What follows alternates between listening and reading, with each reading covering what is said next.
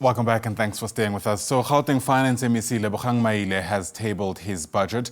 This coincides with a significant House sitting expected to debate and vote on the province's budget. SABC News Reporter Nosipho Radebe has more. Well, we are here at the Gauteng Provincial Legislature here in Johannesburg, where we've just had a presentation from the Gauteng MEC for Finance and Economic Development, Lebogang Maile, just outlining those priorities for the provincial budget going forward for the 7th administration. But to give us more clarity on what was presented here this morning, I am joined by the MEC himself. MEC Lebogang Maile, welcome to the program and thank you for your time. Thank you very much, and good morning to the viewers at home. All right, you've outlined key priorities here in terms of the budget, in terms of service delivery going forward. Talk to us about those considerations that you've just outlined. Firstly, I must explain that this budget, it's a budget that was presented before the beginning of this new term. So the legislature today will be voting on that budget so that departments can be able to continue delivering services, and it deals with all important issues, including crime, deals with issues of health, issues of education, deals with infrastructure, and it also deals with the debt that we are facing of e-tolls.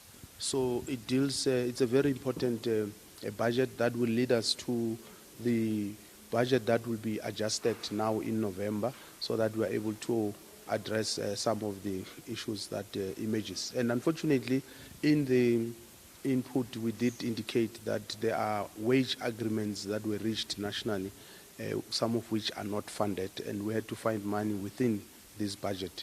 And we also said that this budget, all in all, is just over, I think, 167 billion. And it's constituted in the main three sources, the first being the equitable share, the secondly being the conditional grant, then the thirdly being own revenue. So in this budget, we're presenting about 8 billion of our own revenue, and we said that in future we were looking at increasing it significantly, but we will provide details. We don't want to thumbsuck because we believe that we've got a potential of raising more resources so that we can reinvest those resources in the economy, in fighting crime, in health, and in education. You mentioned earlier that the budget comes in a constrained economic environment. Talk to us about that and also service delivery, how that might impact service delivery. Well, firstly, as you know, we have had a problem of load shedding, we have had a problem of interest rates, we've had a problem of geopolitical challenges. We've got, and as a result, the economy has not been doing well, and therefore the revenue that the state generates through collection of taxes and other forms has shrunk. And when the national government allocated funds to provinces for the next 3 years, our budget was decreased by 15 billion rands. And as you know, that the citizens had rejected e-tolls, and we have to pick up the bill. We have to pay about 12 billion rands. We must find an additional 4.1 billion rands for maintenance of this infrastructure, and there's just over 3 billion rands of interest that would have to pay. So all in all, we're at 37 billion rands, 37 billion rand less in this financial year. We have to find that 37 billion rands. In the last financial year, we were able to raise just over 36, in fact, not 37, sorry, 35 billion rands.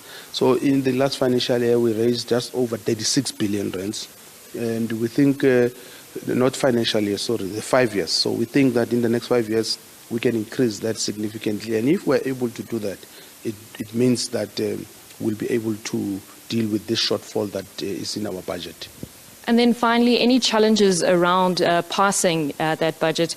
There were some parties that mentioned, that they would not be voting.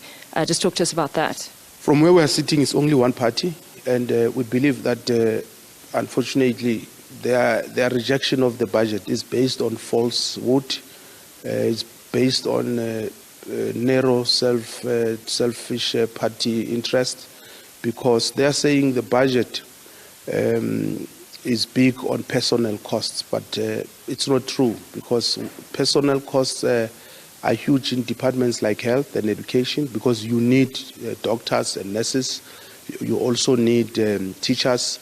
So you can't have schools without teachers. And what this other party is saying basically is that they say we must build schools, they say we must provide education, they say the health system is not working, but they're saying take out nurses, take out doctors. That's what they're saying in essence. So I think it demonstrates desperation on their part. It demonstrates that they don't have the interests of the citizens. They put the selfish party interest first. And they also claim that the budget sits at just over 4.5 billion rand deficit. It's not true.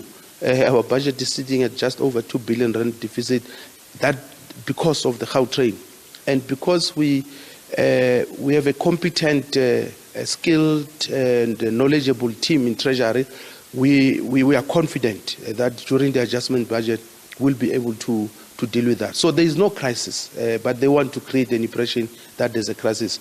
Gauteng is well governed, and we are confident that the other parties are agreeing with us that this budget is for the interest of the people. And if there are issues that other parties have, we are at liberty at all the times, any time, to engage with them on whatever concerns they have. And we think that this other party should have raised the issues with us so that we can clarify them, and they don't peddle lies and rumors about our budget. All right. Thank you so much, MEC, for your time. That was the Gauteng MEC for Finance and Economic Development, Lebogang Maile, just outlining for us those priorities for the budget, also mentioning that they're confident that they will pass this budget and that it will address the needs of the residents in this province.